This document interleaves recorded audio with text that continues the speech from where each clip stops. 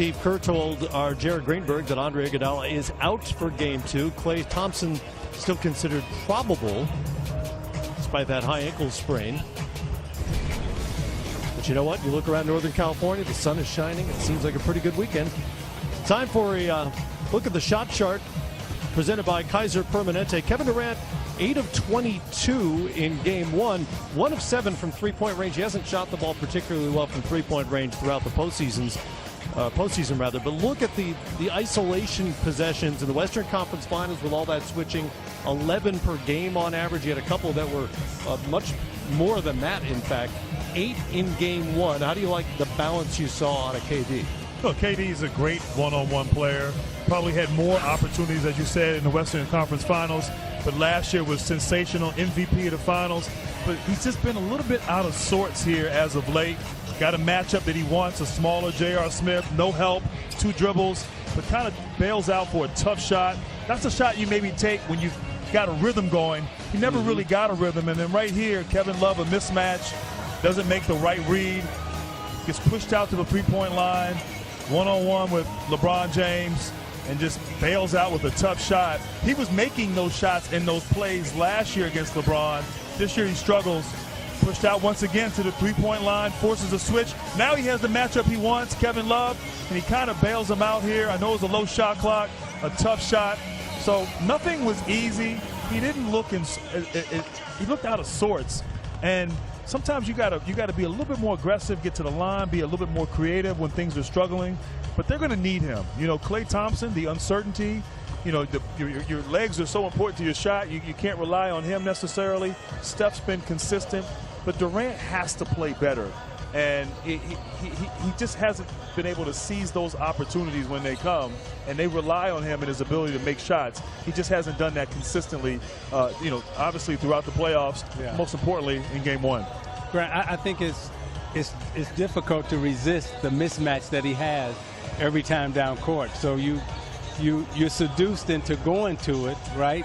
Because he does have a mismatch, and we're so used to seeing him dominate when he has a mismatch. And I think the size bothered him the last game in terms of Jeff Green, LeBron James, and even Kevin Love to a certain extent when he guarded him every now and then. He tried to take him off the dribble.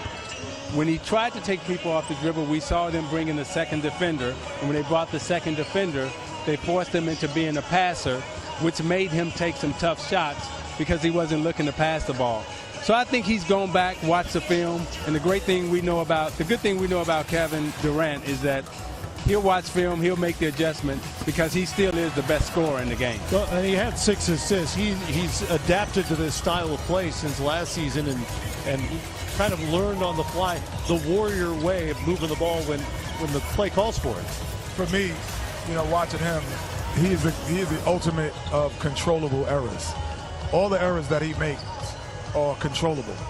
It's not something he can't do. It's just that he didn't do it last time. He chose not to do it. So all he has to do is make better decisions. He doesn't have to change his game. He's going to shoot the ball. He's got an advantage every single time. So when he walks into any building, he can wear the same sweatsuit every night because he is the best scorer in the basketball. So he doesn't have to worry about anything because he knows every night he has the advantage. It's just he has to make better decisions himself. There's nothing the defense is going to do that's going to dictate what he wants to do. It really speaks to just how talented this team is. He had the best plus-minus of any player on the floor, plus 17. He had 26 in the game, and we're kind of nitpicking. He wasn't great. By his standards, he wasn't efficient. Yeah. He was 26 points, but he wasn't efficient. And most of that is the three-point shooting. He could be efficient based on his decisions. That's what I'm talking about. Yeah. It's nothing that the defense really pushed him to do. Like Grant said, he said, well, he's got Kevin Love on him, and he bailed him out. And he knows that. He said, you know what, next time Kevin Love, I'm going to take him 2 dribbles in and put over him. So he could change that. Kevin Love can't say, okay, I'm going to do that to him again. That doesn't happen. It's all based on his mentality. You know, it's interesting. The mentality is very rarely with Kevin Durant, okay, I need to go out and score 35 because of the team he plays on. And yet, you know, and Steve Kerr called him a safety valve here yesterday, that's an option virtually every time he takes the floor. You know, he's a matchup nightmare every time he's on the court. I know I had to guard him, and he is just unbelievable. But how was that? No, I mean, it was interesting. I mean, I at the end of my career guarded LeBron, guarded Kobe, guarded, guys like Dwayne Wade, Carmelo, and great players. Look, great offense always trumps great defense, but you could do everything right defensively. You get in his space, you get in his feet, don't give him a lot of, guess right, contest a shot from deep. And because of his size and his ability to get the ball on, he didn't even see you, and so you had to have like selective memory. You just had to move on to the next play. But so I know what he's capable of. We all have seen it on display. But it's just even in the Houston series, he had a great game 1, and he kind of struggled there, games 4 and game 5. And obviously Houston is a great team. But when he's on and he's playing like we saw last year, the Warriors can't be beat.